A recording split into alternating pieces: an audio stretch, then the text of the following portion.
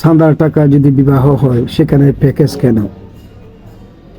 আমাদের কাছে অনেকেই ভিডিও আপলোড করার জন্য আহ্বান করেন, আমরা সেটি কোনো পয়সা ছাড়া তাদের বাড়িতে গিয়ে সেই ভিডিওটি আপলোড করি। কিন্তু আপনারা জানেন আমাদের পেজটা এমন কোনো বড় নয় যে লক্ষ লক্ষ মিলিয়ন ভিউ হচ্ছে, কিন্তু আমাদের এলাকাবাসীরা যথেষ্ট পরিমাণ আমাদেরকে সাপোর্ট দিয়েছে, যেহেতু আমরা সত্যের কথাগুলো আমরা তুলে ধরতে চেষ্টা করি।